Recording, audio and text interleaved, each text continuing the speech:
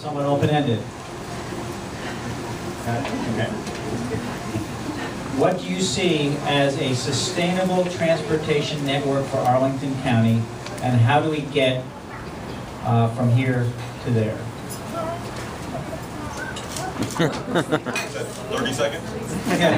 No, that's an open-ended 2-minute one, and I got another 2-minute one, and I'm going to make a couple 1-minute ones because I'm going to add a couple. So this is, what do you see as a sustainable transportation network for Arlington County? How do we get from here to there? Well, I'll just begin by saying that a sustainable transit network does recognize that when given the choices and the incentives, people actually do abandon their cars. We were just in 22202 the other night, and I was looking up this statistic. 81% of households in 22202, which is Pentagon City and Crystal City area, have one car or no cars. And so I think part of sustainability is understanding that when you give people options, they will elect for them, other than participating and sitting in congestion. Boy, I think the biggest one, and in fact the elephant in the room, right, whenever you talk about sustainable transit system, is the challenges that we have with WMATA right now.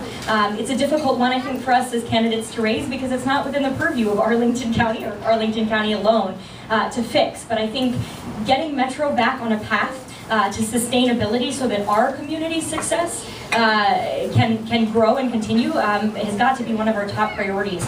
I do think we have a thought leadership role to play there in ensuring that Metro has long-term leadership, in addressing the funding crisis that it is currently in. As others have pointed out, Metro suffers from the twin dysfunctions of mismanagement and underfunding, and those exacerbate the other. And so because so much of Arlington's success is predicated on Metro and Metro functioning and getting people to work reliably and on time, we have a really important role to push with our surrounding jurisdictions.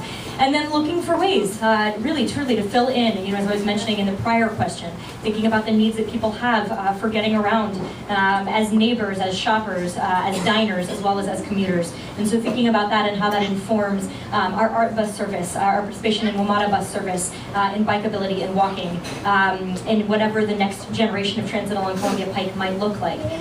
To me, that's part of sustainability as well. So to wrap up, I would say getting WMATA on the right path, recognizing that options other than cars matter and they change behaviors, and planning accordingly.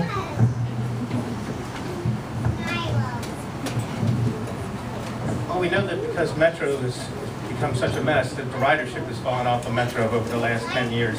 And that's taken a lot of the walkability out of some of the communities that people would walk to the Metro station. So we really need to get Metro back into a place where it was back in the 80s. Because when I came here in the 80s, Metro was a pristine system and it was a talk of the country. And we need to get that fixed. We need to get the federal government more involved into Metro, spend some dollars in Metro, because the surrounding counties, jurisdictions don't seem to want to be able, they don't have the ability to put the needed amount of funds into Metro to make it a safe, beautiful environment for people to ride. Also, we need to take a look at how we move people in this county in terms of bus transit and how we get them down the pike. I mean, this is the most busiest road in the entire county. 17,000 bus riders go down Columbia Pike every day. So we can do a better job in terms of our bus service and moving people down the pike. We can stagger the buses. We can do fares at the bus stops, and so we're not fumbling around for change. We also can do better about cross-county bus systems. And we can also do a better job, I think, about being able to bike on some of our roads in the county. I bike in the county, and some of our surface roads are very difficult to ride on. You can't ride your bike on Columbia Pike. It's very dangerous to do that. So there's other roads in this county that are just as dangerous as that. But we do have a very good bike trail system in this county. I'm all for getting people out there to walk and to move and to do things, but we have to present them with the transit options that'll make them want to do that. So once we get the transit options in place, I think we'll become a much more walkable community, and then people will go back to using those facilities such as Metro as they've done in the past. Well, I certainly agree with Katie and Mike that Metro is core to our future transit model in this county. What our candidates have not told you, though, is why Metro is failing. Metro is failing because 2 years ago, Congress cut what is known as the federal transportation subsidy, transit subsidy that subsidized federal government workers to the tune of about $250 a month. They cut that subsidy down to $130 a month. Concomitantly, they maintained the same subsidy, the $250 subsidy for parking for federal government workers. So this provided an absolute disincentive to take Metro.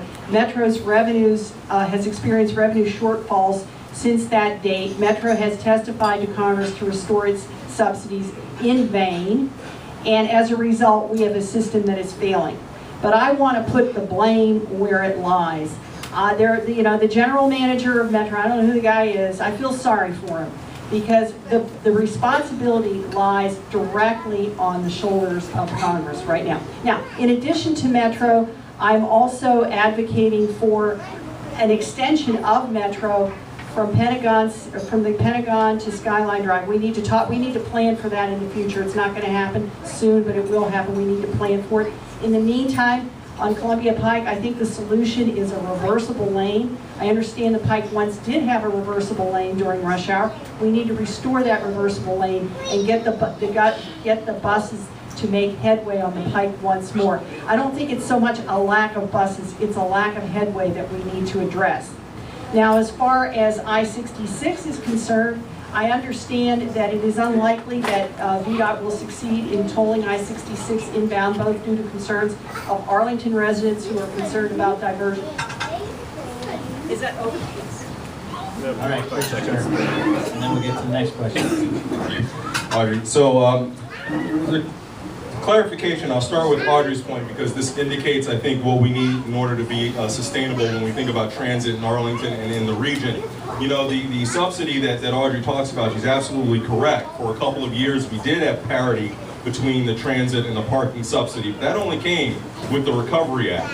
Before that, from Metro's inception up until then, and just for the few short years during the Recovery Act's implementation, it's always been a 2-to-1 favoring of parking in terms of federal benefits for commuters over transit. Our chief issue is dealing with the fact that we live in a region where we attract people from all over, where car is still the king of how people get around. And I bring this up because I did some consulting with people in Vancouver who have a wonderful network of bicyclists and walkers. It's a fantastic community. And my question to them was, well, how do you do it? And they said, well, everybody does, because you're born with the idea that you walk and you bike everywhere and you don't take your car. And it was an aha moment, because we don't have that here at all. It's something that people have learned, it's something that people have absorbed, that's a great thing, but in a transient area, we're always going to have this battle of trying to educate people as to the right way to go about living their lives. But it's not just education, it's also providing them with a viable option. So when we talk about the multimodal investments that are necessary, there's got to be the incentive for people to actually do it, because there is the connectivity to their neighborhoods to take them where they want to play. There are safe options to travel on Arlington Boulevard with connected bicycle lanes. There are transit options that don't put people living in fear that they're going to be filled in a train full of smoke. So our goal is to make sure these options are plentiful, these options are efficient, and these options are innovative, and then we can begin to change culture.